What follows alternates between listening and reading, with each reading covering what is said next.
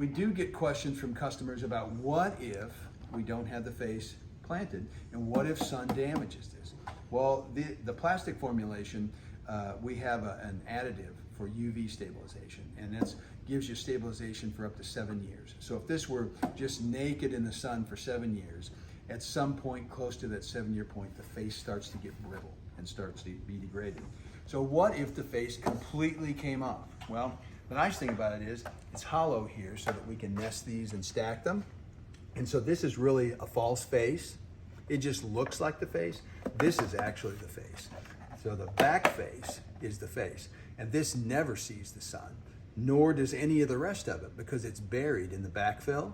And that's probably the beauty about it, is if this face were to come off, it doesn't change the structure. It doesn't stop it from holding back the earth. It doesn't stop the plants from growing successfully out over the face.